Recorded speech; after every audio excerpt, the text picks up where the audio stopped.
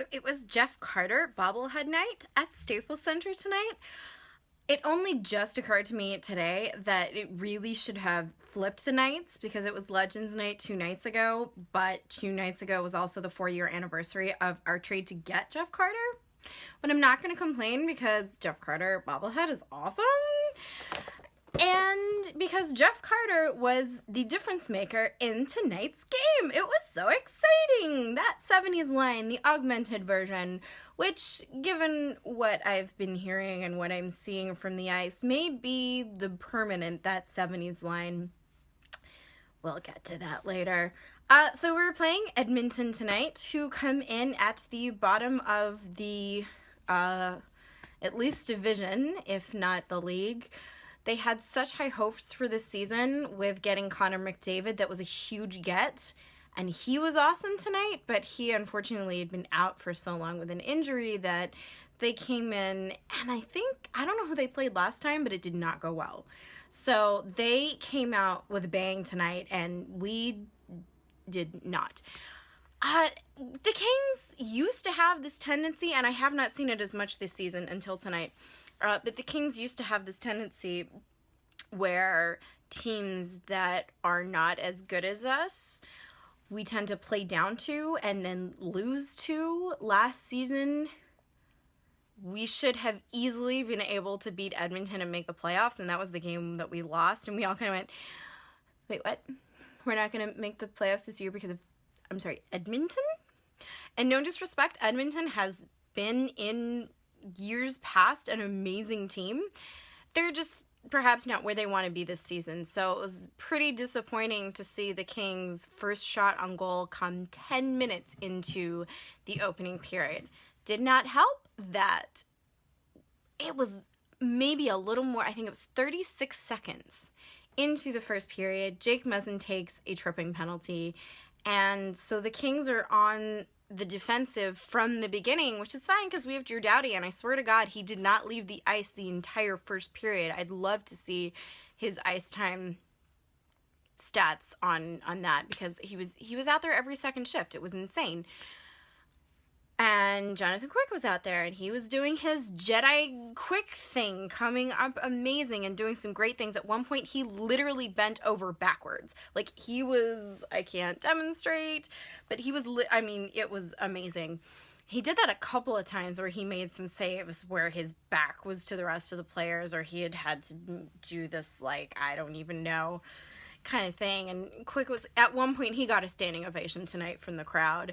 And I've seen Quick do some spectacular things, but I think with how play had gone until that point, he was very much needed to be recognized for keeping the Kings in the game, because it was not our greatest performance. At least the first period and a half, we were kind of not really that good. We weren't, the neutral zone where we usually get a really great forecheck was just kind of all over the place. The Oilers were getting a whole bunch of shots that they probably shouldn't have getting, and the shots that we were taking were not very good shots. It was pretty disappointing, honestly, to see that they kind of picked it up.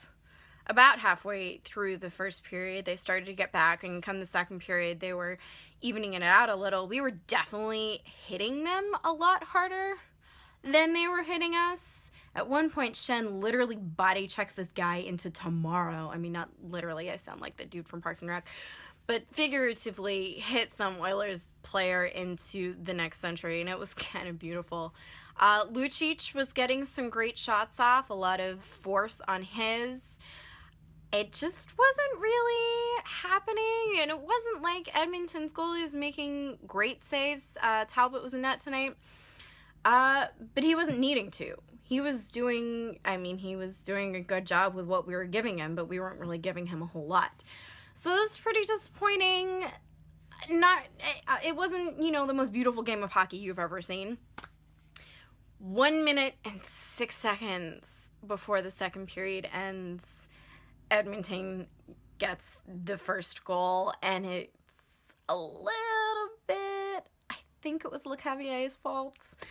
he screened Quick, and the puck went right through Quick's legs, who usually just like shut tight on the ice, but he couldn't really. He was still kind of like shuffling to see where the guy was, and it was a really fast shot. I will give him that. But yeah, that was a little deflating. So going into the third period, Kings are now, and let me see if I can get this right, 7 games we have gone into the third period down and come back to win it.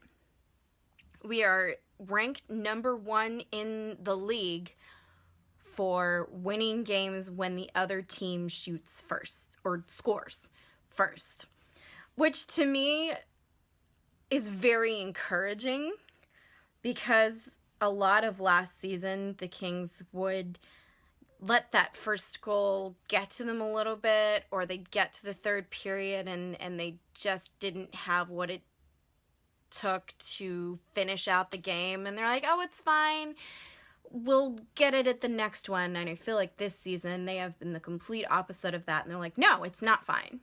We will come back, and if it takes the third period to do it, that's what we're gonna do. And they did it tonight. Both goals came from that 70s line. The first one was Carter from Toffoli and King, and the second one was King from Carter and Toffoli. So they were awesome tonight. I do want to point out before we get to the goals that Anze Kopitar needs to get a Selke trophy, because he, at some points in this game, did better than our defenseman. McNabb seriously was lucky that a couple of things that he did right in front of the net didn't end up converting into a goal. He almost got an own goal at one point, and just wasn't his night. But it was Kopitar's night. Sure as hell was Doughty's night. Quick was Jedi Knight again. And so the first goal, Jeff Carter, bobblehead night. Of course, he is going to score the first one. And this was not a pretty goal. Jeff Carter is a pretty man. This goal was just whack at it until it went in the net. I thought for a second they may call it for goalie interference, but he wasn't interfered with. He was just down after the second or third whack at it. And Carter somehow manages to get the fourth or fifth or sixth or whatever attempt into the back of the net. So it's tied. It's very exciting. We're finally getting something good. And then along comes that 70s line again. And this was a shot from Carter.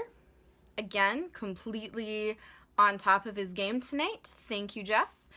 And just tipped in by Dwight King. He's kind of a big looking guy from what I can tell. He's definitely got that intimidating face thing going on. So have him just stand by the net and redirect it in was perfect. That was exactly what we needed him to do. And it was also nice to see Tyler Toffoli. He didn't get the goals, but he was definitely an integral part of each play.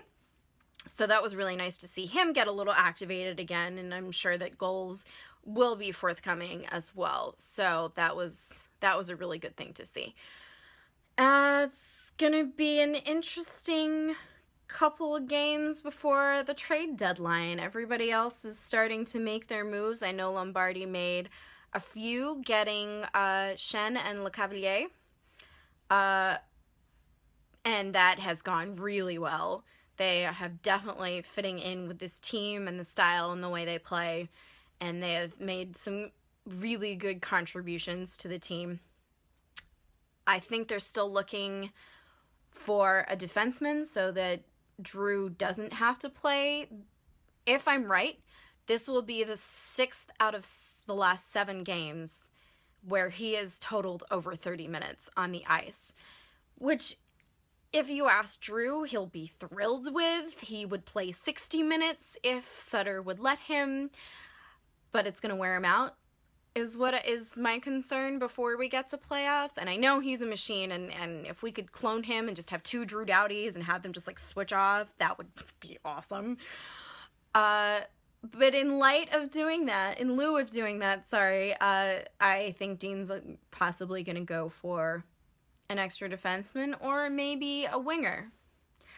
I think it could go either way. So my prediction is that we might not see Pearson on our team for very much longer.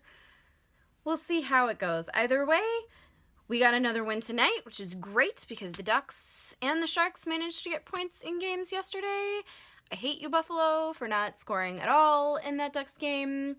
But feel free to, again, score nothing when you come play us on Saturday. We will see you then.